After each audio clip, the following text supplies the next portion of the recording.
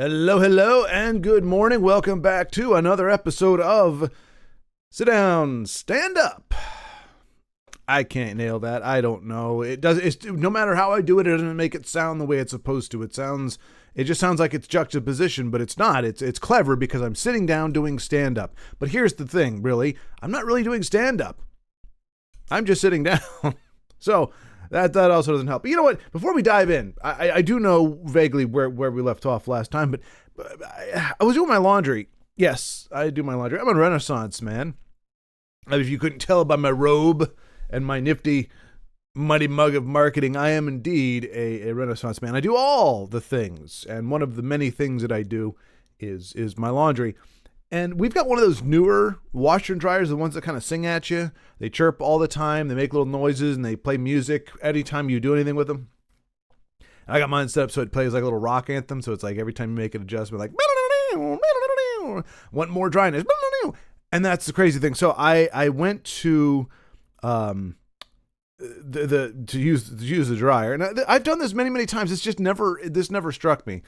But the dryer has a dryness setting. Now, we didn't have that when I was a kid. When I was a kid, it was very simple. You had a little knob that you turned to say how long you wanted the dryer to run for, and a little knob that you pushed to start it. And yes, it was a knob. I don't know why. Everything was a knob. They couldn't give you a button. We had to make a distinction that we're not in the future. So we had knobs, not buttons. But that's it. That was it. And that made sense because it's like how long, based on the amount of clothes you put in there, how long do you think you need to run this machine in order to get the outcome that you want, which is what? It's a dryer. So what do you want out of a dryer? What's the only thing you want out of the dryer? You want dry clothes. Yes? Well, I've just been doing this and not even thinking about it, but there's a setting for dryness. It's not a timer. It doesn't set for how long it's going to go. It's how dry you want your clothes. And for me, that's not a fluctuating state of being. You are either dry, meaning not damp, not wet, not moist. Moist. I know a lot of people like the word moist. You're not. It's not. I'm trying to think of all the other words, but any other word besides dry is not acceptable because I don't put things into the dryer to become less wet. I don't put them in there to become damp. I don't put them in there to become anything other than dry. So why is there a dryness setting? And it's like four things. So you go, dry one, dry two, dry three. And it's like, but I got to go all the way up to like max. I got to, go heavy metal. I got to get up to like, I don't know. I think it's like 8 or some weird thing. It's not 10. It's a weird increment. It's not 5 and it's not 10. It's somewhere in between there is the maximum dryness. And I set it at maximum dryness. Why would you do anything less? Why on earth would you put your clothes in there and want them to come out anything less than dry? And dry to me is not, there's not a fickle thing. If you come in from the rain or something and, it's just starting to sprinkle a little bit, you say, if you come inside and say, hey, are you dry? No, my hair's a little damp. Or, no, I got a little bit wet. Dryness is a finite, not a finite, it's a very distinct state of existence for you or clothes or anything, inanimate objects or otherwise. Dryness is a set thing, and you either achieve it or you don't. I don't need level of dryness. Why would you set it at like 2? When you know that's telling the machine, I only want it to be this dry. But yet there's 6 more settings to get me to really dry. So you're telling it distinctly, I don't want fully dry clothes, which means you want partially damp or moist clothes. Anyway, I'm not going to go on it too long. Anytime I do it, like I just go down and I nail that button like however many times it takes to get it up to max setting. And I haven't even thought about it, but it's like, who in the heck puts it in the dryer? Just like, I don't know. That just seems to be a sad state of committal, really. To dryness, just maybe, I don't know. I just give me half. I'll deal with half. It befuddles the mind. But anyway, that's not what we're here to talk about. Well, it is for now because that's what I talked about. But now we're going to talk about how much easier it is to drink from this thing when it's not like half empty. And that's not me being philosophical. Literally, I don't know. It was just a thing. I mean, maybe from my like 3 days of drink. You know, when you drink alcohol, you have like a glass that's this big, but you only fill it this much with alcohol in there. Well, obviously for water, you don't need to do that, but I had been filling it like halfway. It just felt normal. But then when I go to take a sip, it takes like an hour and a half for the water to get from the bottom of this giant, mighty mug of marketing to my mouth. So now I've got it full almost to the top. And look at that. The sip is right there. The water's right there. I don't know. I failed out of physics. I kind of forgot that happened, but I went to a new school my senior year. My parents, I can't blame my parents. It's how life works. But I was in 11th grade, and they're like, we're gonna move, and this is my spring of my 11th grade year. So I'm starting to go through the steps of grief, because now I'm telling my teachers, because everybody's talking about next year, our senior year, the culmination, all the friends that you've made, all the teachers that you've gotten, especially in high school in the past 3 years, all of it culminates to give you that amazing, like, I am a senior. This is my school. This is my town. And even though I'm in theater, you could still feel like it's your town. And we had like little caveats. We'd go for lunch, like they would let us go off and like we could eat in like the theater classroom, because our directors, it was two ladies, Miss Martin and Miss O'Hara. Shout out to them, fantastic gals, fantastic directors, and really fun teachers. Very very different in their style and everything, which was great. Like one of them was good cop, bad cop, but neither one of them were really bad cop. It's just anyway.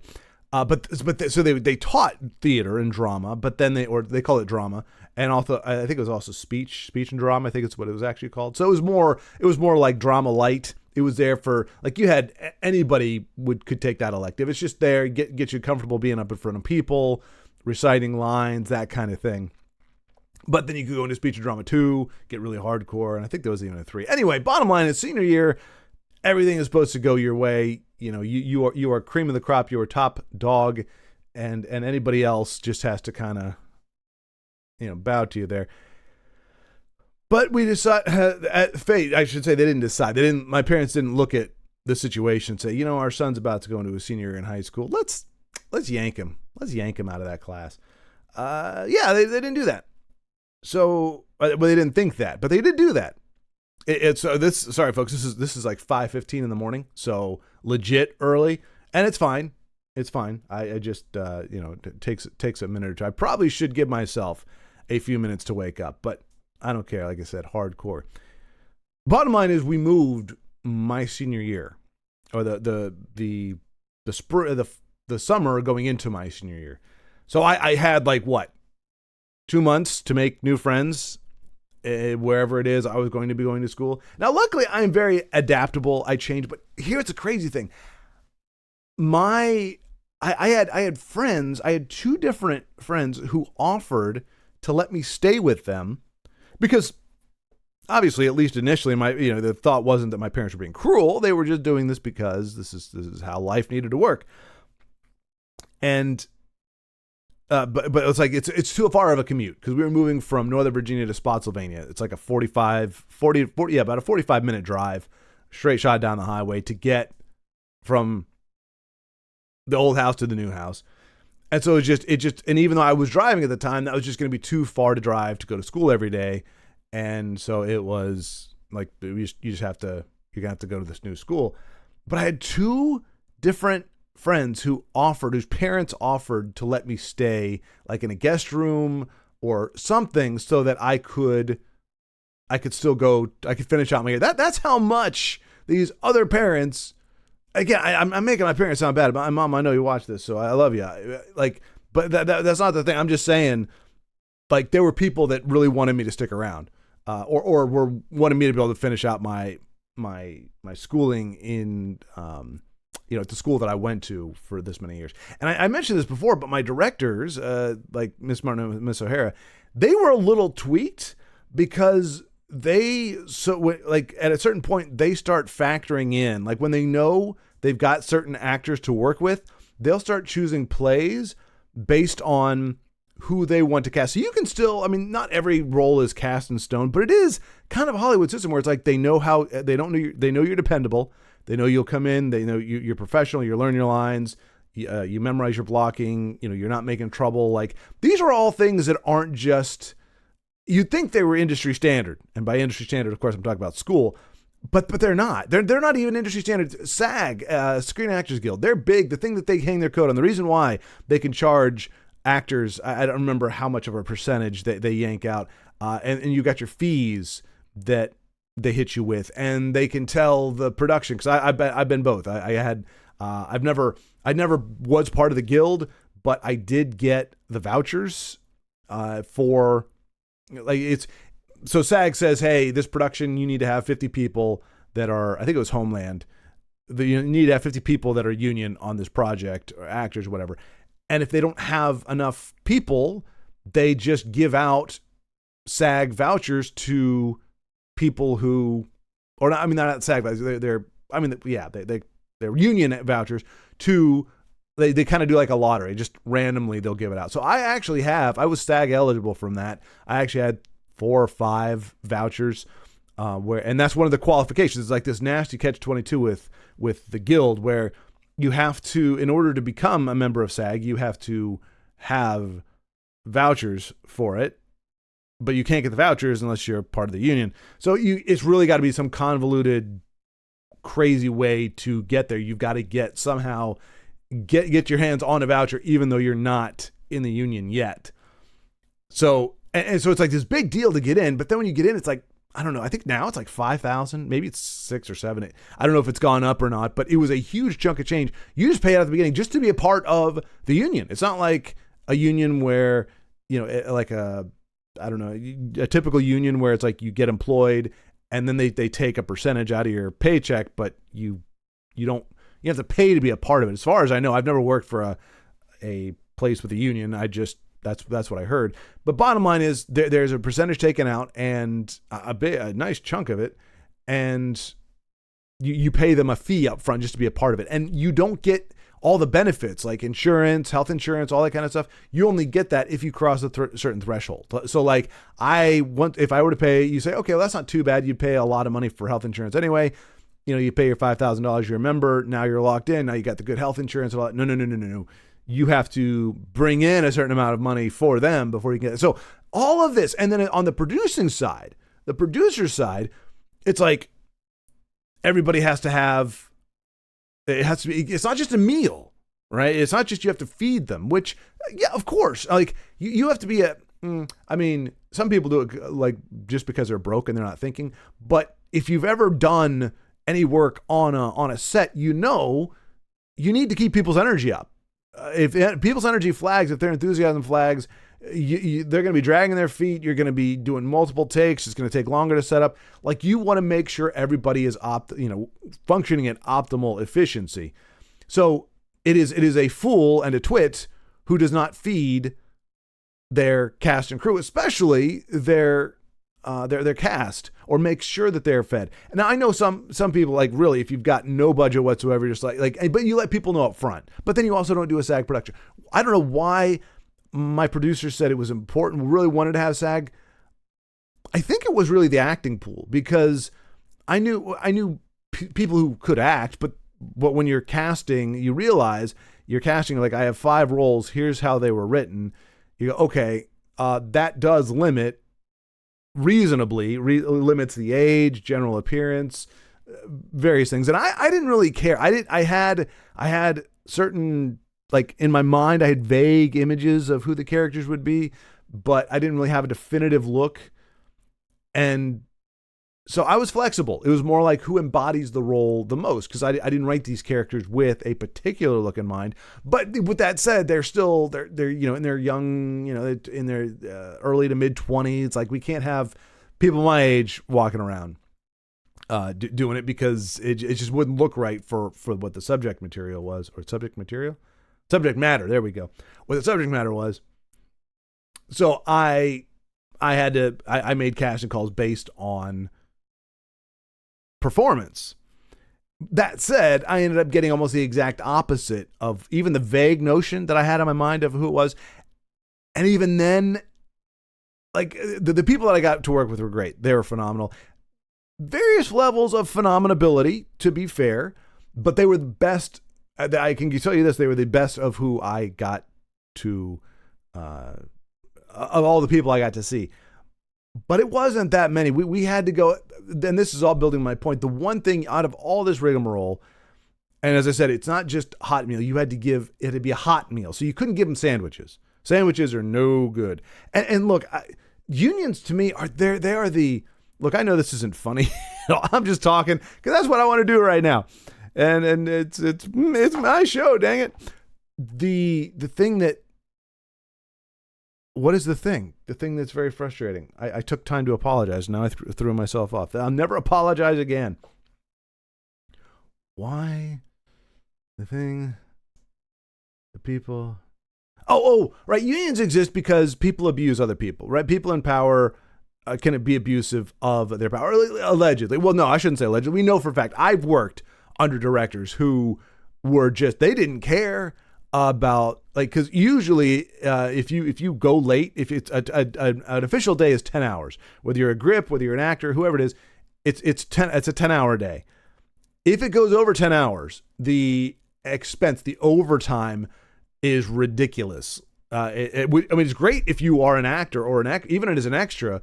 If we were there, we got paid, I think, to do extra work in Virginia, it was like $185 a day for 10 hours. If it's a half day, it's like 110 or 90 or something like that. Wasn't exactly half. It can't be because that would make too much sense. It's got to be just a little bit more than half. But a half day is, whatever. And then a full day was 180, which is pretty good. I didn't realize. I went to Georgia. And that was back when I was in my early 20s. Like back, I was doing that like part-time with school. And then after school, I had an agent for a little while and just did that kind of work. So that's back in like the early 2000s, turn of the century, 2000s. And I went to Georgia like 6 or 7 years ago, and they were paying like 85 or 90. And this is supposed to be like the second Hollywood, the satellite Hollywood, Atlanta, the big deal. Lots of people there, very high competition, which I guess is perhaps why it was so gosh darn cheap. But yeah, it was pathetic. I was like, what? I can't make a living off of this. And that's the thing. People do make a living not being an extra. You don't realize, if you ever watch a Korean drama, which I know I'm jumping around here, but again, I'm very agile in the morning. Korean dramas, they're a lot of fun. They have a very unique way of presenting relationships. I haven't seen a lot of the more action ones because I'm a softie at heart. I like the romance and rom-com type things. And then they do have some good slice of life that I like as well. But one thing you notice for a lot of them, even ones that seem to have a decent budget, first of all, they shoot like almost 24 hours a day. I know that sounds ridiculous. It sounds impossible, but I mean, they'll go to a location, they'll shoot there. They'll all stay in like a sauna. It's not like what you like we think of a sauna, like it's it's like hot and steamy and everything. I mean, it kind of is, but it's just a place you can go. It's got other areas to it, and it's almost like a nicer version of like a hostel. You can pay a very little amount and you just kind of sleep on a mat on the floor. It just kind of literally puts a roof over your head with a few amenities, toilet and that kind of thing. And there'll be times where they just pass out there for like 2 or 3 hours and they get up and start doing it again. So they just have a crazy, I think that's an extreme in the other direction where you go, okay, maybe that's why unions and it is what it is, but it's like, if you're not willing to do that, you don't work. There's people that do. It's the same thing with animation, like in Japan, anime. They talk about these ridiculous hours and how grinding and grueling it is, and it doesn't even pay all that well. But there's so many people that want to do that job, and that have enough of the talent to be able to do that job. That it's like, if you're not willing to put in the long hours and work for the little money, then somebody else is willing to do it for you. It's supply and demand. I mean, it's just how the world goes around. It really sucks, but then if you had more people like en masse, if you could organize in your mind, just say, send out a signal to everybody, say, hey, everybody, we need, and that's the idea of a union, right? A union is bringing people together. That's probably not what the word actually meant, but like you bring people together to say, okay, no, we're not going to take less money. None of us are going to work for less money. Not just one or two people. A bunch of people are not going to work for less money. In fact, we want more money. And but you know, everything is a balance in life, because you can do that. But if you are actually making a good, you got auto worker guys that were working the assembly line, like less work than working as an extra. Working as an extra is pretty grueling work, folks. I'm not going to lie. Depending on what you're doing and how it works out. I mean, I worked. Now, granted, this was a little more active. It was a little like we were a band of brothers. Really, we were doing some reenactments of like rescue work. And we were part of like a military group that was doing that or something. These are all based on true stories or whatever.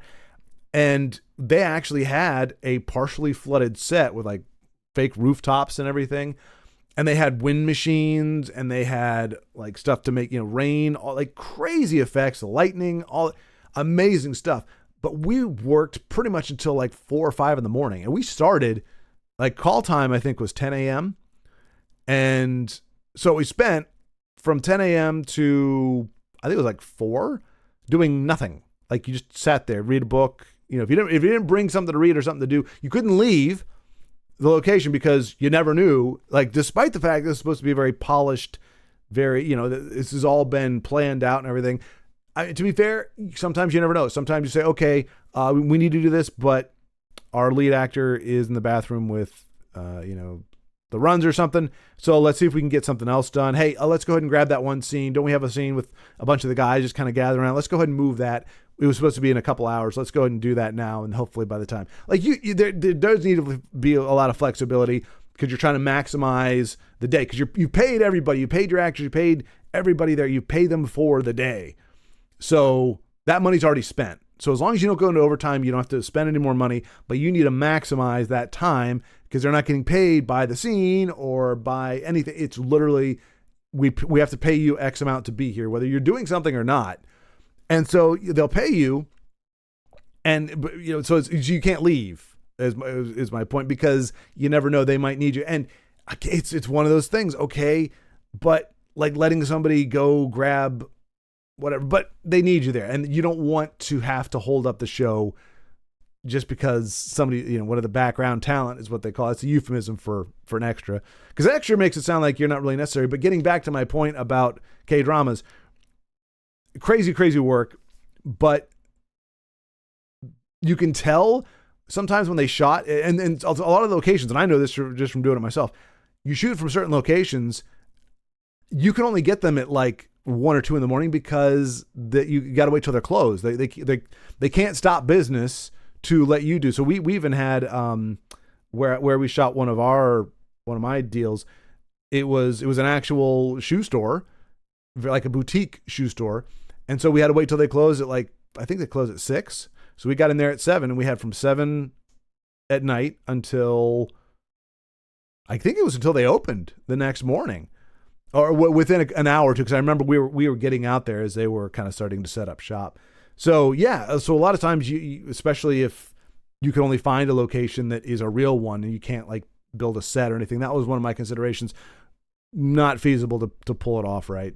That's one of those things where you see these shows where it's clearly, or a movie where it's clearly somebody's bedroom that they have put shoeboxes in on shelves, and it's like, oh, this is representing a bookstore. It's not supposed to represent. They think in their minds it does, but like you can if you're filming a space, you can tell very easily whether you're in somebody's bedroom or not. It's not fair, but it's usually, you can tell the way the walls are painted, the way how low the ceiling is. Like there's just ways to know. You have to shoot very tight. Like you probably don't know exactly where I am right now, but I'm not in the middle of a shoe store. You could probably tell that somehow intuitively, that I am not in the middle of a shoe store. So I couldn't sell it to you even if I told you, yeah, I'm in the middle of a shoe store. There's a bunch of shoes over there and a bunch of shoes over there. You're not going to believe me. But one of the casualties of that is you don't have normal foot traffic. You don't have natural extras, because there are some, depending on what they're shooting and how they're shooting and how in focus it is. Like you have to get, if somebody's going to be passing by, you got to get them to sign like a waiver that says you can use my likeness. But a lot of times you've got depth of field, you've got your actors in the foreground, and you've got background people, and they're blobs. You couldn't see their faces, can't recognize them. We're not using your likeness. We're using your blobness. So you don't need to do that. But if there's no natural foot traffic, or you're in a situation like we were, even if we did have the set during the day, the shoe store during the day, and you can't really use normal foot traffic because you have to mitigate your sound. You want your sound to be as clean, as quiet as possible. So even as an extra, a lot of times, unless they're just shooting like an establishing shot or something, where there's no audio, not going to be any audio, not any live audio, maybe a voiceover, but there's not going to be any like in-scene audio, then you can talk. But otherwise, you have to mouth it. And okay, even then I was whispering a little bit, but like nothing. You're just talking. I don't know why. Why did I have to demonstrate that? You're talking without making noise. Like I don't know why that needed to be demonstrated for you. I'm sure you could have imagined what that would be like in your head. Because you need clean audio so you have the actors, you've got their clean audio, and then you pipe in, crowd noises or audience noises or whatever it is. And they might even have you, they'll say, hey, we're just going to do, well, they always do background noise. So they shoot, usually about 30 seconds. They call it room tone, where nobody says anything. They're just getting what it sounds like in the room. The buzz of the lights. There's like a low key. Sometimes it's an actual buzzing. Sometimes it's very low. Just kind of a general feel, a vibe that you can tell if it's not there. You're like, if you throw in dialogue without that noise in there, without that background noise or the room tone, you can tell. It's like, wait, it just got really quiet. It sounds really, really clean all of a sudden. It's like, well, no, there's even in a normal space, there's very subtle noises and things going on. There might be traffic outside. There's kind of a murmur of cars. There's a lot of things that are there. Refrigerator, you're supposed to unplug refrigerators and electronics because they can turn on and turn off and it's not consistent. But if you have something that is creating noise reliably, like right now, my computer's running, my computer fan is running. So if I were to do room tone for here, you probably can't hear it. It's not showing up on the mic, but this is, it's far away from it. But depending on your mic sensitivity and where you have to point it, sometimes you're going to hear stuff like that. So anyway, you get room tone, you do all these things, but you don't want people making noise. I'm getting way off track. Point being, even with all that, you can tell if you're paying somebody to be an extra. You can say, hey, keep it down. Like don't talk. Just pretend like you're talking. If you had real customers in there and you were trying to rely on real foot traffic to make it feel like a lived-in type scenario, then you can't tell people to shut up. Like it's bad enough there are going to be times where they can't, like the people, if they're aware, they'll like notice, oh, camera pointed over there. I should not walk in front of camera. I will walk around behind, or they'll, can I walk? Like they'll start asking like whoever, the AD or the assistant director, whoever's, looks like the person with the headset, the person who's kind of knows what they're doing and is not necessarily focused on the scene, but focused on everything else. Ask them, can I walk? Oh yeah, go around, or just wait. So like, there's a whole rigmarole. There's crowd control of any. It's a mess. It's really hard to work with. But getting to my final point, when it comes to like K-dramas, particularly, you can tell that they didn't either have the budget or have the availability for people to be there overnight. So they're at this incredibly nice restaurant, and it looks, you start getting this idea that Korea is so awesome. South Korea, not North Korea necessarily. South Korea is so awesome because everything is so quiet and so peaceful. And you go into a restaurant and it's just the two characters, just the guy and the gal and their friends sitting in a booth, or maybe it's them and there's like one other table or something. But overall, there is a lack of crowd. And this is in Seoul. This is in like the biggest city in Korea, and it just seems like everywhere you go that there's nobody there, and you get the place all to yourself. Well, the fact is they had to shoot there at 2 a.m. because no fancy restaurant is going to give them, essentially probably what was 5 or 6 hours of shooting time in the middle of their actual day, where you have to keep everything quiet and all that. And as I said, they couldn't afford to, or there weren't enough people to be extras at night. So you don't have extras, you have no people. And it looks either post-apocalyptic, unintentionally. It looks like this is supposed to be shot when the populace is decimated, or you have to really just you'd be focused on those. And that was my thing. I'd focus on the characters. What's the interaction? What's going on there? But you pull out just a little bit and go, wait a minute, where is everybody? And it's a thing. It's a thing with Korean dramas you watch all the time. There, a lot of these really, especially if it's a really cool set, it's just like, wow, they're like the only people in the world. I guess Seoul just isn't that populated. Oh, it is. Just my point being, it's very important to have extras. It's not an extra thing. They're called extras, but and I mean, look, I was one. I would prefer that over background talent because that's a mouthful. But it's not, and it is. You just need to be there. You are a human prop. You don't need to perform. But then again, a lot of acting is human propping. Anyway, that's a whole other topic. I'm out of time. Thank you so much for watching. I don't know where we're going or how we're going to get there, but I just figured I'd get this. Just give my lips a little exercise. They were going to atrophy. All right. Cheers. I'll talk to you next time.